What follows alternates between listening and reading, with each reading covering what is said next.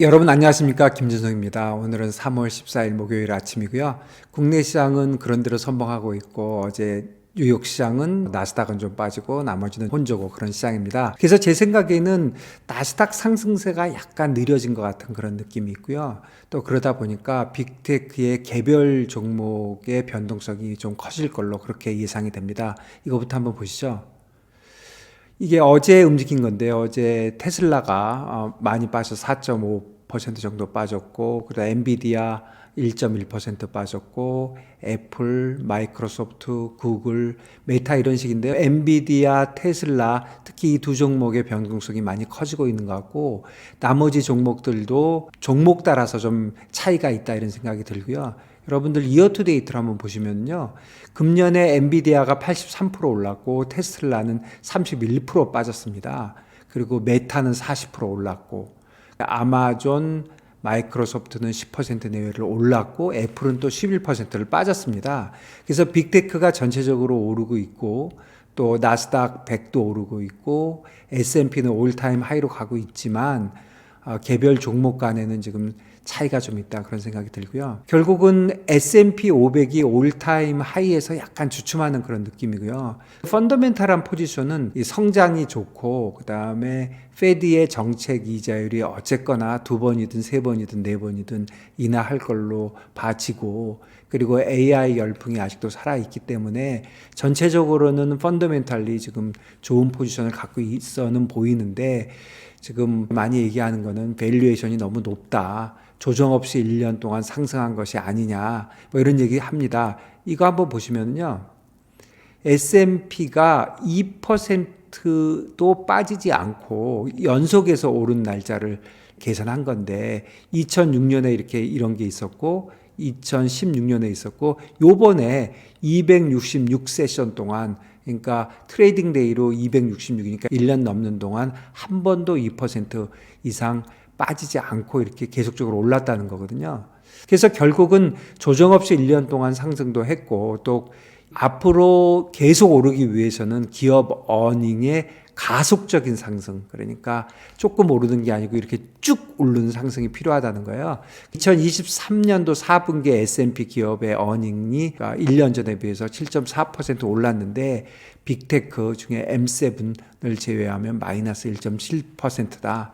그래서 S&P가 올타임 하이에서 주춤하고 있는데 더 오르려면 기업 어닝을 좀 봐야 된다 이런 얘기를 하고 있습니다. 그런가 하면 나스닥은 그래도 빅테크를 봐야 될 것 같은데요. 아직도 긍정론이 지배적인 것 같습니다. 지난 1년 동안 40%를 상승했는데 이 나스닥 표준 편차 1위 26%랍니다. 이거 한번 보시면은요.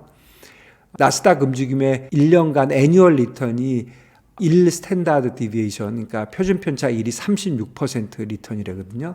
그런데 지금 40% 정도 지금 올라와 있고, 그래서 좀 안정적으로 오르고 있다 이런 얘기를 지금 얘기하고 있는 거고요. 그래서 표준 편차 1% 수준은 앞으로 좀 유지하지 않겠느냐, 뭐 그런 얘기를 하고 있는 거고요.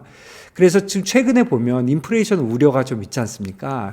레이트까지 지연될 것도 같고, 그런 영향을 사실 엊그저께 보면 그렇게 많이 받는 것 같지 않고, 또 이자율은 2년짜리, 10년짜리 어느 정도 오르고, 또 레이트 컷 한번 보시면은요.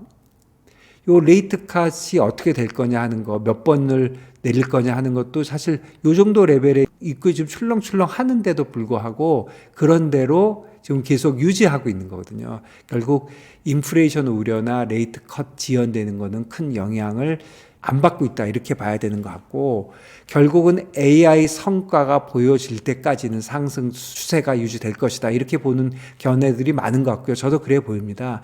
AI는 결국 반도체로 만들어서 엔비디아가 많이 출렁거리고 있지만, 사실 엔비디아가 최종의 상품을 만든 건 아니잖아요. 요즘 AI 관련된 여러 가지 제품들이 나오고 있고, AI를 이용해서 기업들이 얼마나 성과를 높이고 생산성을 줄이느냐가 관건일 것인데, 그런 거에 대한 결론은 나오는데 시작 이제 시작이잖아요. 버블의 시작이라면 무서울 게 없잖아요, 사실.